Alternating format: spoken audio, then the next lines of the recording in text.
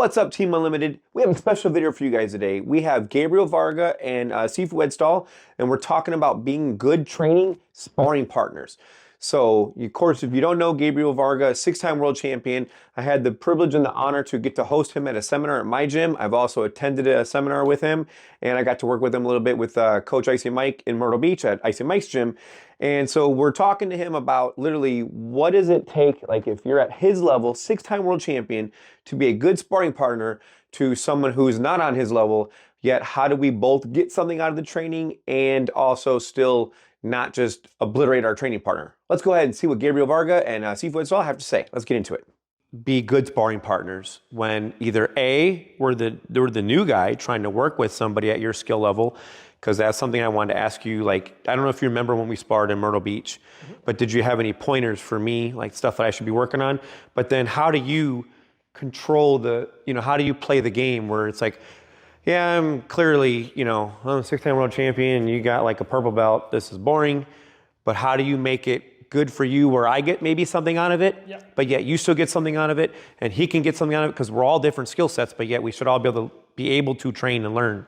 So what are some secrets? What is the secret sauce? What do you have that's like, this is how I think, being a good sparring partner, good training partner, and these are some tips, like maybe somebody out there is new to martial arts and somebody else is a coach and they're like, I'm so bored of working with these beginners. Yeah, I mean, the first thing that I always say about being a good sparring partner is, remember, it's not a fight. And you're not trying to hurt the person. If you're going in to hurt them, you better be training for the fight of your life. And it's like, okay, I'm doing hard sparring because I need it for the fight. Aside from that, why are we banging each other? So I always say, if you're trying to knock me out, you're not being a good sparring partner. Mm-hmm. The next thing is, if I outskill somebody, vastly outskill them, I can do more than just work on the basics. You were already saying that that's a big part, and that really is, because basics win fights. Yep. So I can go in and I can be like, I'm going to work my basics. I'm going to make sure everything's on point. It's an opportunity when you're against somebody new to get some sloppy techniques thrown at you, which is really important, because you get one guy who fights sloppy and it catches you off guard. Yeah. In addition to that, I always tell my students who are more advanced, I said, this is your time to try out the things we've been drilling, and you cannot execute against somebody your own skill level. It's just not working. But now you're against somebody who's a beginner or less skill level. How are you going to take advantage of this time and make it work for you? Well, you're going to do it by challenging yourself with new techniques. So, for instance, if I'm with you and I'm trying to learn to get to that back leg, and I'm not having loads of success with it with people my own level, well, then I'll start doing it on you. If I start landing it, I'll go, okay, I'm going to try and land it as many times as I can. But very quickly, even a beginner is going to be like, oh, I don't like this. I'm going to start checking it. Right, that's pretty far back, yeah. And then I have to start figuring out, okay, how do I get to there with somebody who's not as advanced as me, but I have the skill level? Maybe I start being like, okay, I'm going to disguise and get to there. I'm going to start coming up and down. And I'll just start playing with all the different ways that I can land that, so that hopefully now when I get back to advanced sparring partners, I've had some practice. Got it. This is basically me being able to work and at the same time challenge this guy, but not hurt him, right? But still challenge myself in a certain way where it just makes it a little more difficult for me, as opposed to me just going, I'm just going to throw all the techniques I know will land and block every shot. And then you don't feel good about yourself. Right. And you're like, I didn't land anything, and they leave feeling discouraged. So I give people opportunities to let their offense go. I work some defense, give them some openings, let them land some body shots, and then I work on things that are more challenging for me. What about switching your lead? Do you ever do that with the beginners? Like, all right, maybe I got to work my southpaw style just because. Yeah.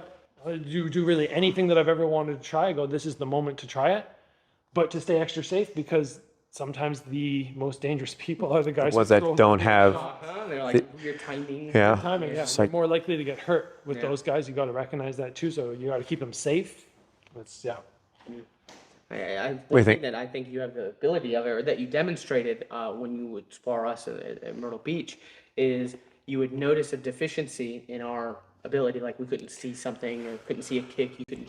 I couldn't see straight kicks, or I'd see them and just like have no reaction. Yeah. You would throw them a lot. I think you talked about being like, quote unquote, like a bully, but a good bully. Good bully. Yeah, because you're like, well, I'm gonna keep hitting you. Yep. And you're gonna have to figure this problem out. Yeah. You get a lot of reps of being like, oh, I'm gonna take advantage of this. Like a mental exercise.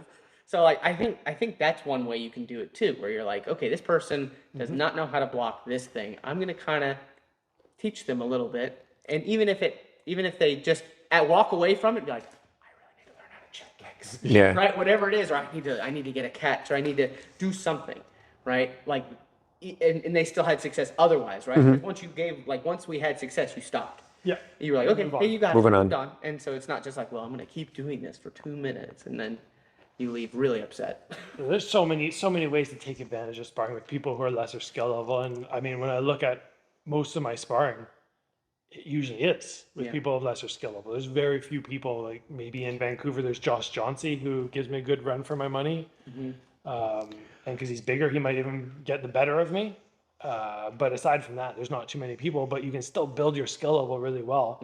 But I don't go in and go, I'm going to do what I'm best at, and I'm going to try and make this the easiest it will be for me. I'll challenge myself and limit myself. Yeah. Sometimes I'm like, oh, I'm not going to throw my favorite shots in this round, and I'm going to only throw these assigned things which I have in my mind beforehand. Or this round, instead of being a kickboxer, I'm going to try and be a Muay Thai fighter who's leg dependent. Try all these things out. Well, I think you Do that in jiu-jitsu. Yeah. Right? Well, as I said, I don't think I've done a very good job of rolling these same rule sets over to my kickboxing more recently.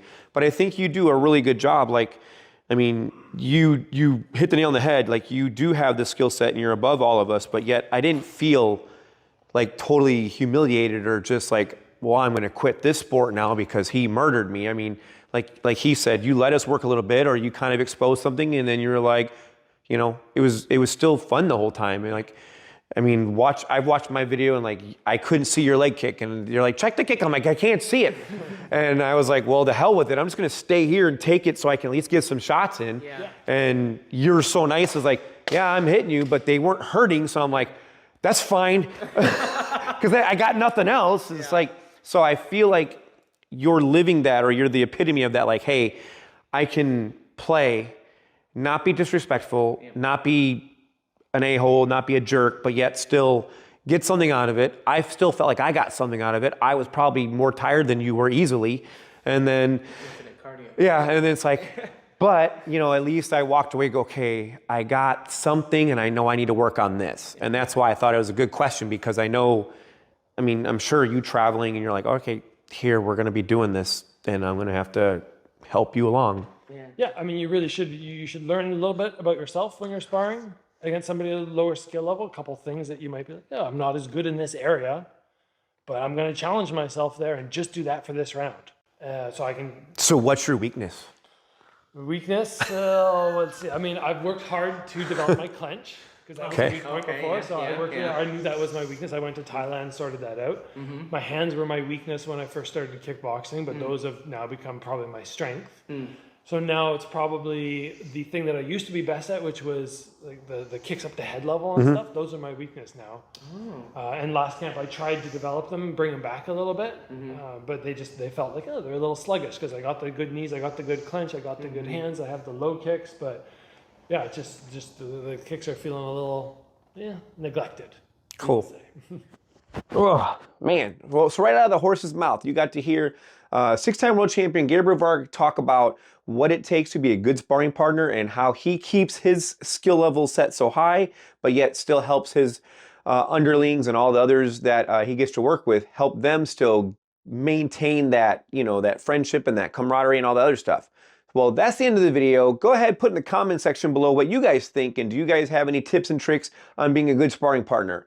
Like I said in the video, a lot of this stuff I applied in my jiu-jitsu training, but I don't think I ever thought about it in the world of kickboxing. So I'm open to ideas. We're always learning, whether it's from online, whether it's from, you know, hosting seminars, or where it's attending seminars, or maybe it's just when we're teaching. We're always learning. At least that's how I feel. That's one of the things I love about martial arts. Cool. Well, you made it to the end of the video. Go ahead, click that like button. Click, click. Go ahead and smash that subscribe button. And last but not least, click that bell icon so you know when all videos are coming out. From all of us here, you guys are awesome. Stay safe. Keep your hands up. Keep kickboxing. This is JD. Of course, you got to see Gabriel Varga, and it's all on my channel. And we're out.